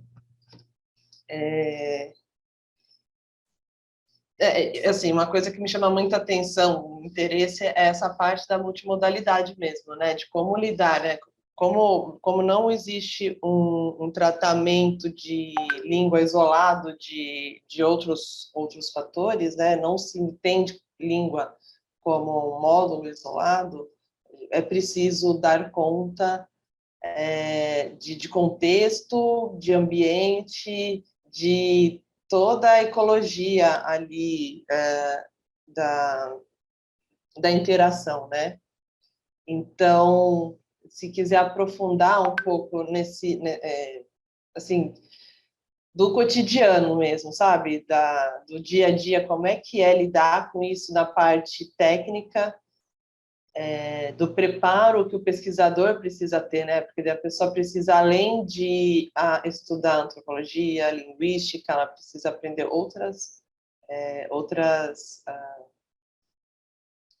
saber lidar com o artefato mesmo, né? A tecnologia. E desses desafios, sim, inclusive o apoio que tem no local, né? Porque existe já certos caminhos que foram sendo construídos por pesquisadores antes, então nem sempre, não é que você vai chegar lá e aquele grupo nunca foi pesquisado antes, né? Então já tem uma experiência com isso, né? E muitas vezes existem pessoas que facilitam muito esse contato e esse processo de pesquisa. Você pode falar um pouco mais disso, então? Posso, Cecília. Então, eu acho que, assim, a primeira coisa... Bom, a gente espera, Ana Glauci. Tá, que pena.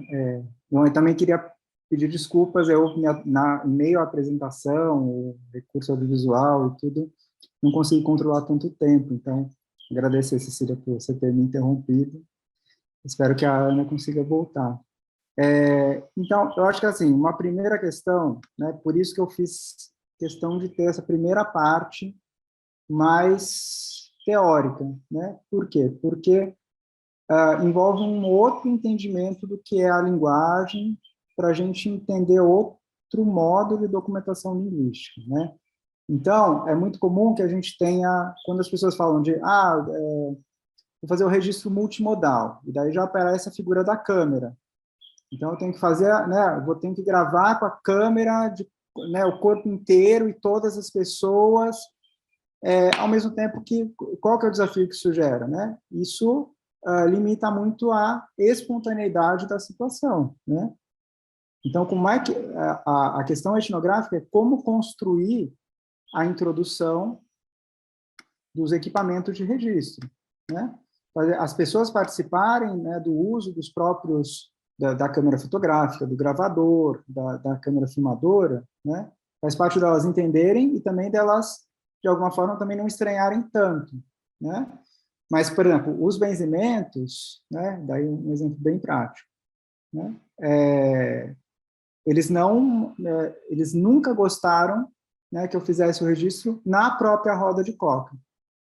Eles sempre disseram, não, esse tipo de gravação você tem que fazer conversando só com a pessoa e num lugar afastado. Então, qual que é o desafio que isso coloca, né?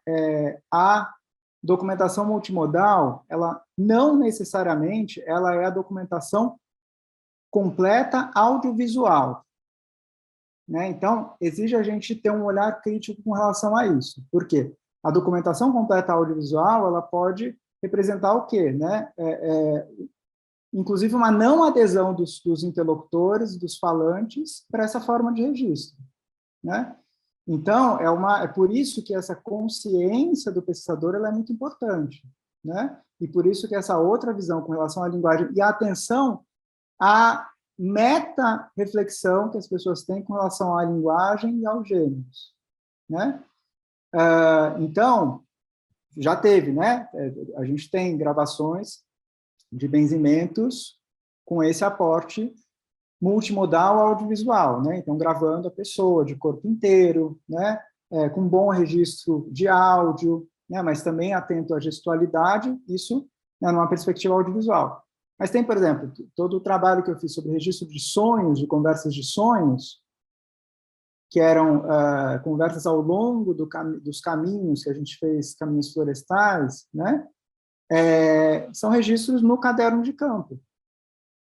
São registros em língua RUP, com tradução, né? Mas em caderno de campo, que eram depois lidos pelos meus interlocutores, eles corrigiam, mas é um registro. E daí a multimodalidade, né? Ela vai depender do quê?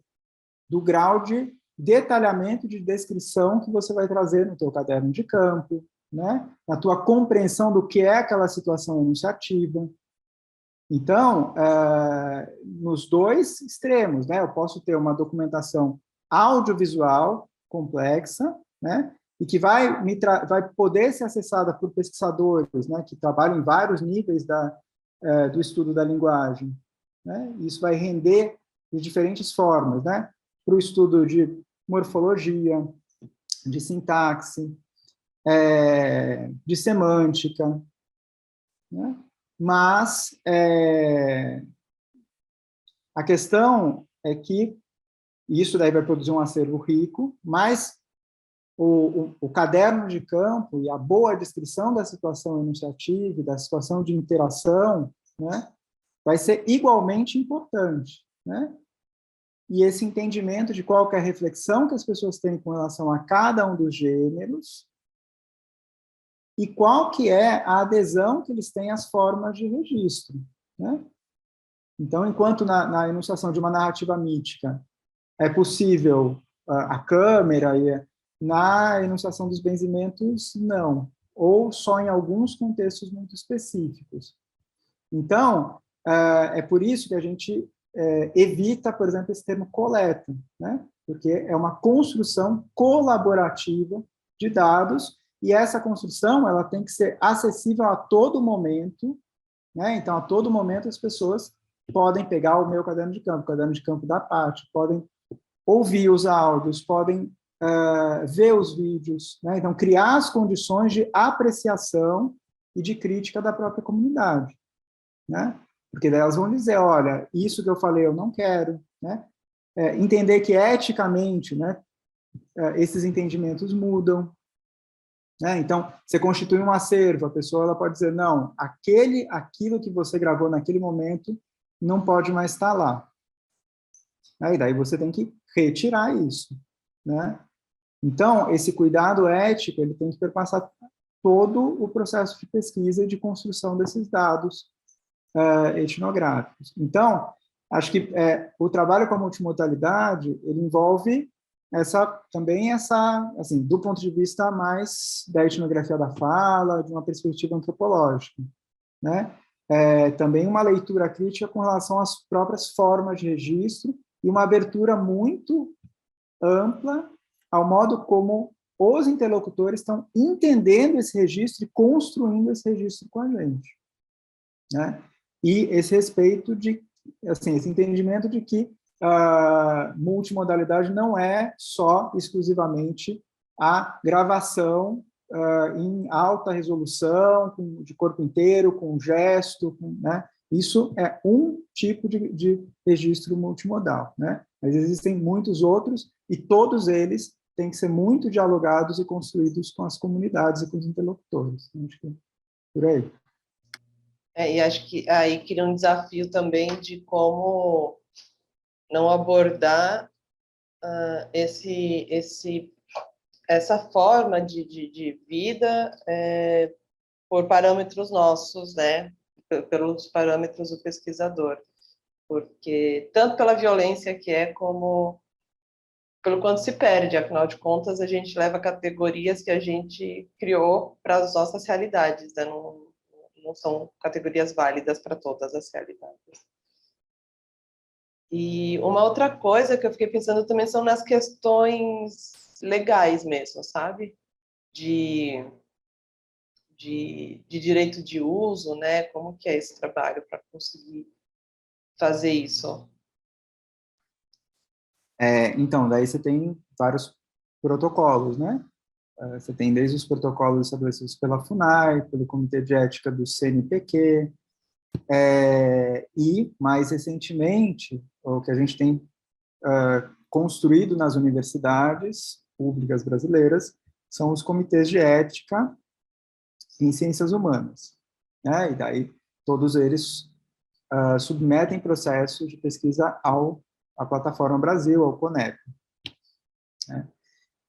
Então, a gente tem que, primeiro, né, ter todo esse processo de autorizações de uso de imagem, de trabalho das comunidades, né? Então, a gente tem sempre que, né, ter cartas elaboradas pelas lideranças, em segundo lugar, pelos próprios movimentos indígenas, autorizando o trabalho.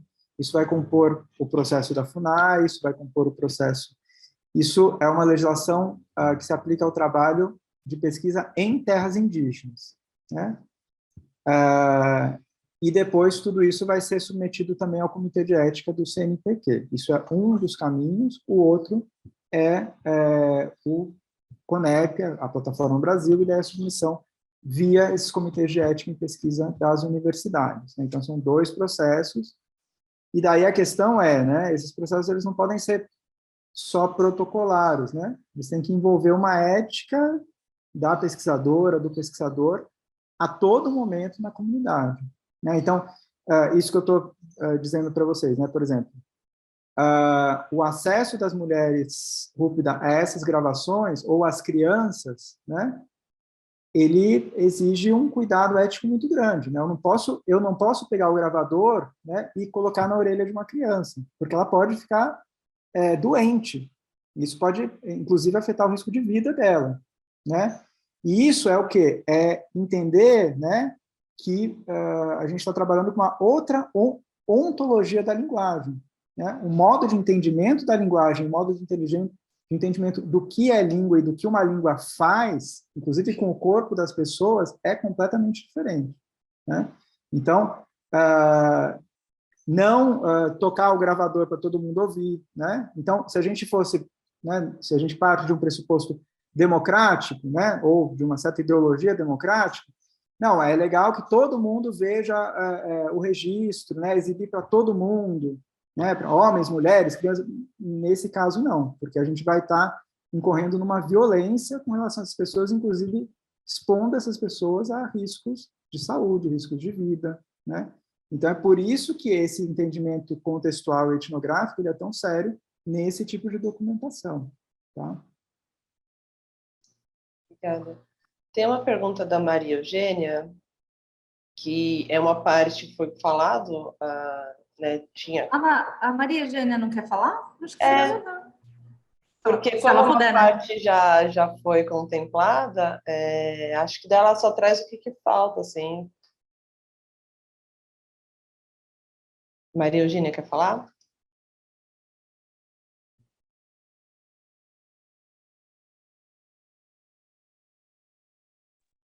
Ah, ela tá pelo celular. É.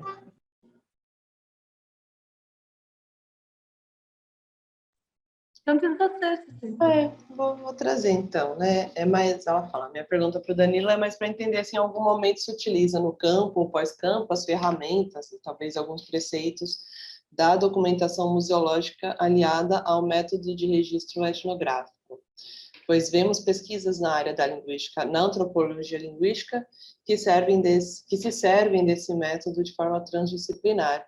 Quando se pensa em produzir acervos multimodais e que abrange toda uma dimensão cultural que é intangível, como se pensa esse procedimento de documentação lá na ponta de quando esse acervo entra em processo de musealização e em como preservá-lo na ordem prática? Então, uma parte você já comentou mesmo. Acho que daí, assim, você tem essa questão, né? Uma questão muito séria que é a criação desse acervo, né? Mas as formas de acesso a esse acervo e o modo como as comunidades têm acesso a esse acervo, né? Isso é um grande problema, né? Isso é um grande nó, porque quando a gente fala, por exemplo, dos Rúpida no Alto Rio Negro, né? As nossas formas de garantir o acesso são ainda muito limitadas, né? Porque elas dependem de internet, por exemplo, né? Elas dependem de um equipamento, né? Um computador, né? E daí isso depende de energia. Muitas comunidades não têm energia, né? Então, como é que você trabalha esse acesso da comunidade, né? Uma coisa é o acesso ao público em geral, a partir de exposições, a partir de como você disponibiliza esse acervo, né? Para atividades didáticas. Outra coisa é como é que você promove a participação das comunidades, né, no acesso e na gestão desse acervo. Então, isso é algo que a gente tem assim, ainda trabalhado muito, pesquisado, né? Tem uma solução de museus virtuais a partir do movimento indígena, mas assim, o que eu posso dizer é que existe a constituição desse acervo, por exemplo, no AILA, né? E esse acervo ele abrange desde do caderno de campo, as gravações, as transcrições, as traduções em muitos níveis, os registros audiovisuais, né, multimodais, então, são feitas geralmente por assim, pesquisador e povo indígena, né, que são as entradas, mas a gente ainda está construindo essas formas de acesso em termos de equipamentos na região que realmente permitam o acesso das pessoas dessas comunidades, né? Esse acesso, o que a gente faz é uma devolutiva de pesquisa. Então, a gente traz essas gravações, traz esses vídeos, traz esses textos de transcrições, de traduções, e a gente faz reuniões com as comunidades, né, respeitando, né, o que eles colocam em termos de possibilidade de acesso para essa apresentação, para essa apreciação e crítica deles, né, e também renegociando, dialogando novamente sobre a questão das autorizações de ética para uso e circulação. Mas é isso que eu posso dizer, que assim, ainda no Alto Rio Negro, o que eu entendo é que a gente ainda está num processo de constituição, tanto dos equipamentos quanto das formas de acesso. Sim, obrigada. Não, enfim, o Alto Rio Negro dá uma temporada de conversas para a gente falar sobre também, né? Inclusive. A Ana entrou aqui, eu vou pedir para, se ela poderia, então, né, nesse pouco tempo, trazer um pouco do trabalho na documentação que ela desenvolve lá junto ao museu, ao Emílio Guild. E aí a gente não vai ter tempo para as perguntas depois, infelizmente, mas a gente queria ouvir um pouquinho da Ana. Ana, você quer que a gente coloque os slides aqui? Eu não estou te ouvindo, está desligado o seu som? Oi. Te ouço agora. Eu acho que não. Eu acho que basta, né, comenta um pouquinho só, porque, né, não tem muito. Desculpem, realmente hoje foi uma tarde. Eu comecei eu fui para o Museu Guild para fazer de lá a participação, faltou energia, teve um problema na rede geral do museu, eu vim para casa e aqui foi um caos. Tem dia que ajuda. Mas, enfim. Então, eu acho que, né, um pouco assim, da parte que eu ouvi da fala do Danilo, né, da resposta dele agora, eu acho que, né, estava falando sobre isso, né, sobre documentação nesse sentido de registro, né, e das várias implicações que isso nos traz, né. Então, deixa eu apoiar meu celular aqui. Então, assim, a gente está falando porque, né, a língua é muito, muito amplo o campo de trabalho, né, com documentação, com registro linguístico. Então, vai desde esse planejamento da coleta, né, de como você vai fazer essa coleta, do qual o seu foco de trabalho, né?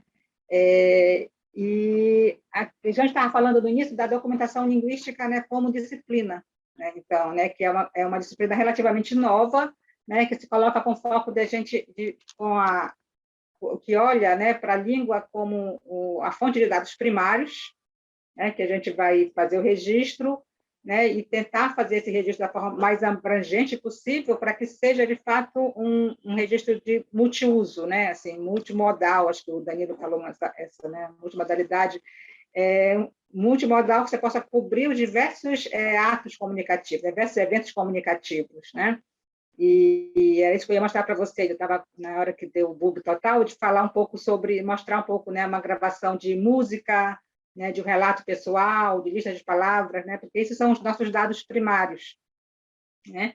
A documentação, na documentação linguística, ela vem um pouco, né, na esteira da gente pensar na diversidade linguística, né, na nossa, e aí você estava falando no início, né, dessa conversa de hoje, né, do tanto de registros que vocês têm no Museu da Língua Portuguesa, né, de línguas, e aí a gente sabe que é uma diversidade enorme. Nós temos hoje cerca, né, de 7 mil línguas no mundo, então, assim, uma variedade de línguas de origem diferentes, né, de famílias linguísticas diferentes. No Brasil tem uma representação enorme de várias famílias, vários troncos linguísticos, né, línguas sem nenhuma relação com nenhuma outra, e, ao mesmo tempo, tem a relação da ameaça a essa diversidade, né? Então, são os dois lados, eu acho, as duas pontas, né, que se unem quando se fala em documentação. A gente quer registrar a diversidade pela riqueza que pelo conhecimento né, que está envolvido, que pode nos auxiliar, né, no presente e no futuro, e também como uma resposta, né, a documentação linguística como uma resposta para a ameaça a essa diversidade, justamente, né? A essa ameaça que, especialmente aqui no Brasil, quando a gente fala das línguas dos povos originários, é muito grave. Temos cerca de 155 línguas, né, aproximadamente, faladas aí nas comunidades, e muitas delas com pouquíssimos falantes, né, não sendo transmitidas para novas gerações. Então, e aí o nosso desafio entra justamente em como fazer essa documentação para que possa servir, né, para a comunidade de fala, se eles quiserem usar em algum momento no futuro, sirva para a comunidade linguística, né, e comunidade acadêmica de modo geral, possa servir para a sociedade como um todo, por exemplo, né, uma exposição como um museu. Nós estamos agora preparando também que no Museu Guild uma outra exposição. Então, tem vários usos, né? Então, a documentação linguística tem esse olhar, né, que deve para registrar línguas, né, de uma forma abrangente, né, e pensando nos multiusos, né, possíveis, seja no presente, seja no futuro, né? E o registro, né, que seja duradouro, porque, por exemplo, uma das questões que é muito comum da gente ouvir na nossa experiência é que tem tido, né, assim, projetos de registro, de coleta de dados linguísticos e de forma geral, dados culturais, se perdem, né? Então, assim, a gente ouve muito, às vezes, de certas comunidades indígenas, sabe, assim, na década de 50, meu pai falou que veio uma pessoa aqui e gravou, meu pai, né, antes do meu pai falecer, ele gravou com o último pajé, gravou música, gravou ensinamentos, mas depois você não sabe mais onde está. Ninguém consegue acessar isso, né? Então, por exemplo, o povo Coruborá, que é um povo de Rondônia, eles têm essa demanda, né? Eles deixaram de falar a língua por diversas razões, né? Assim, foram proibidos, enfim, e aí o povo se dispersou no estado de Rondônia, e aí a língua ficou só na memória dos anciãos, né? Hoje tem uma pessoa que a gente ainda lembra, mas eles pararam, então, de conversar, a língua deixou de ser usada como evento de comunicativo mesmo, né? Como meio de comunicação. Ficou só na memória algumas palavras, mas eles me diziam... então, teve uma pesquisadora estrangeira que veio aqui na década de 50, gravou com meu pai. Na época, ele tinha ainda muita coisa, ele sabia contar a história do pajé, salamento de pajé, as músicas tradicionais, a história da formação do nosso povo, e ela gravou isso tudo com ele. Mas isso desapareceu, porque ninguém sabe, né? Assim, mais ou menos sei qual é o nome da pesquisadora, assim, indo por dedução quase, mas onde ficou guardado isso não tem. Então, aí que entra, né, essa coisa de a gente ter então, um registro, né, multifuncional, mais duradouro também, né, e quem chega na formação dos acervos, né, que é o nosso, que a gente, né, também estava falando, né, de desenvolver acervos de dados linguísticos que possam servir para multiusos, né. Então, eu ia mostrar para vocês justamente isso, né? Assim, porque no caso, as línguas são nossos dados primários, né?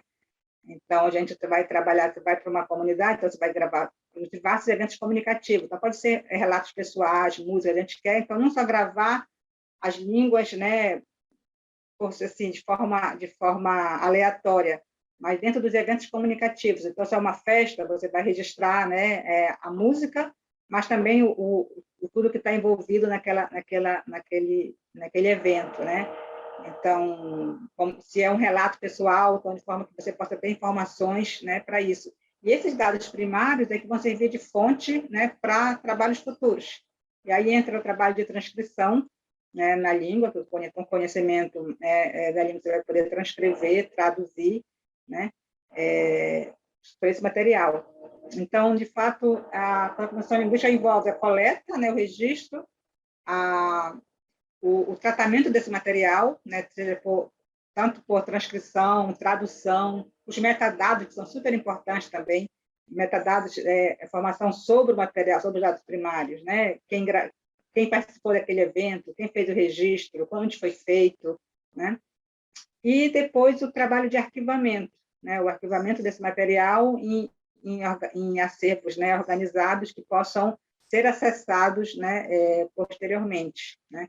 Então, a gente tem né, esse processo, desde da coleta com planejamento anterior, né, do que você vai fazer, o tratamento desse material, né, tanto a curadoria para compor, né, em termos de edição de áudio, de organização do material primário, quanto de anotações sobre o material.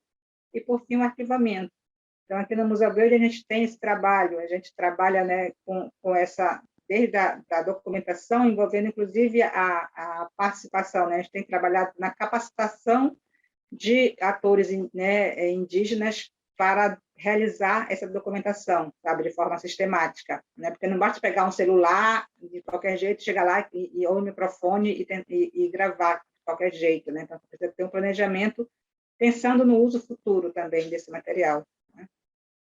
Basicamente, assim, um resumão do resumão, acho que é isso que a gente, né, dá para...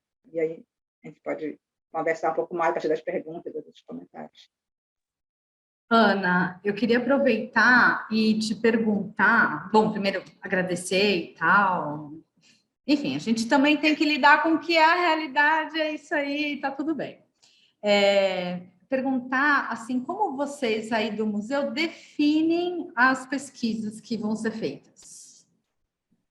Qual que é a pesquisa desse ano, ou do próximo, os projetos, eles duram muitos anos, eles não duram? Queria ouvir um pouquinho sobre essa tomada de decisão, assim, essa construção, e talvez um pouquinho sobre esse ir a campo, assim, né? Quais são, digamos, qual que é o checklist, assim, que vocês preparam para essa ida? Isso é bastante variável. Essa definição de temas do projeto fica um pouco a critério de cada pesquisador, né? Assim, a gente trabalha com, então, o foco na instituição, nas línguas, né, em relação às línguas, tem sido a documentação e o estudo, né, de línguas amazônicas. Então, nosso foco, nossa delimitação está aqui, né, está na Amazônia. Essa é a primeira coisa.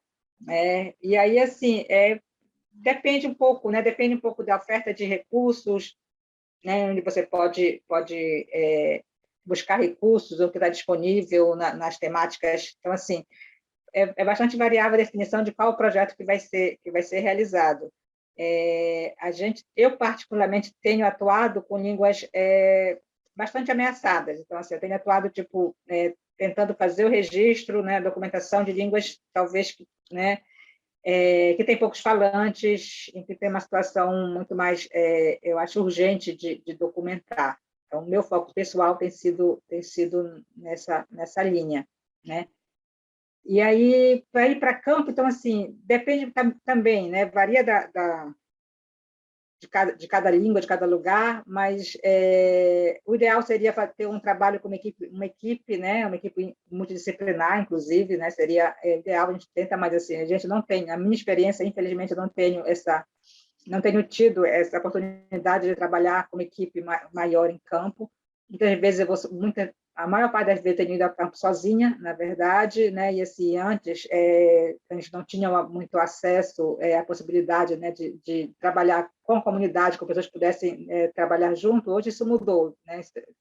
Infelizmente, hoje a gente tem uma outra situação e a gente consegue ter uma equipe de trabalho de assistência em campo, né, também. Mas aí você precisa ter, por exemplo, cuidados básicos, né? Definir microfone. Então, você vai fazer que tipo de gravação, né? Que tipo de eventos comunicativos você pretende registrar, né? E, a partir daí, definir equipamentos, né, que você vai levar. Você precisa de uma filmadora, um gravador, um microfone, né, de unidirecional, microfone estéreo, tripé, né, um fone de ouvido. Às vezes vocês, né, já aconteceu comigo de você estar gravando, achar que estava gravando, né, e aí esqueci de colocar o fone de ouvido, então não estava monitorando a gravação, quando eu fui ver, não tinha ligado o microfone, né? Então, né, não tem para me repetir exatamente naquela situação. Então, assim, mas são esses cuidados, sabe, de colocar o microfone, sabe? Então, ter minimamente que você vai precisar em campo, né? Porque talvez você não vai ter acesso fora.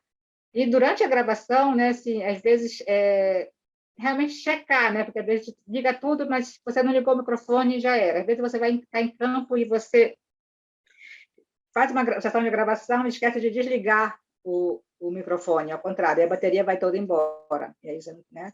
Então, assim, são cuidados do dia a dia, né? Às vezes, como equipe, é mais fácil, mas não tem uma pessoa só, tem que pensar em tudo isso. Então, esses contratempos acontecem, né? Às vezes você está gravando, se você não coloca o fone de ouvido para você monitorar a gravação, então você tem um chiado, sabe? Às vezes, uma vez eu estava fazendo uma gravação e aí a pessoa que estava gravando comigo, estava falando, né? Pegou a coisa de um papelzinho assim de plástico, de alguma coisa, e ficou fazendo isso aqui, assim, o tempo todo pertinho do microfone, entendeu?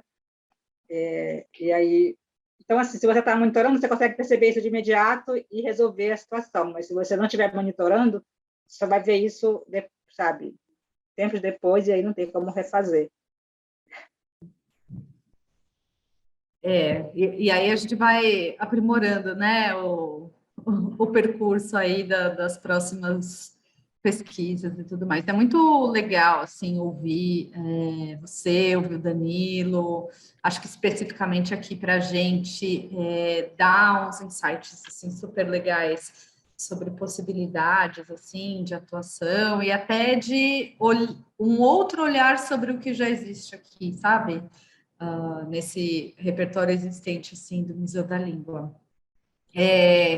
Queria, então, né, vamos agora encerrar, chamando, né, a todos que estão ainda aqui para o nosso outro encontro, que vai acontecer, na verdade, só em junho, em que a gente vai poder falar um pouquinho mais sobre esse processo que a Ana comentou, e que o Danilo também falou ainda rapidamente, que tem a ver justamente com esse processamento técnico, né? O que fazer com essa documentação, os metadados, direitos autorais também, né? Porque a gente consegue salvar todos os digitais, as fitas, enfim, todo o registro, mas daí, se a gente também não tem os direitos para usar, né? E eu acho que isso em relação ao repertório aí de pesquisas já realizadas com, por exemplo, com línguas indígenas, que tem outras camadas de direitos, né? Que incidem, então acho que é uma conversa super legal também da gente ter. E então agradecer a Ana, agradecer ao Danilo, a Jéssica, ao Everton, a todo mundo que ficou até aqui. E é isso, a gente espera também que todo mundo fique também, de certa forma, em contato com a gente. Acho que, né, eu achei super legal que a Silvana falou no chat sobre a dissertação dela, já fica também aqui um pouco no nosso radar também, então, quem quiser compartilhar coisas conosco, né, deixar aqui no chat o nosso e-mail. E é isso, vamos continuando em contato, continuar ótimo. Nossa, obrigada, e realmente desculpem, hoje realmente o dia deu um azar da tecnologia direto. Também queria agradecer. Vilaci, desculpa, passei um pouco do tempo, foi muito bom te ouvir, espero que a gente consiga. Obrigado, viu, Cecília, Camila, pelo convite. Com certeza. Tá certo. Um abraço. Obrigada, pessoal, pela participação. Vamos mantendo contato e conversas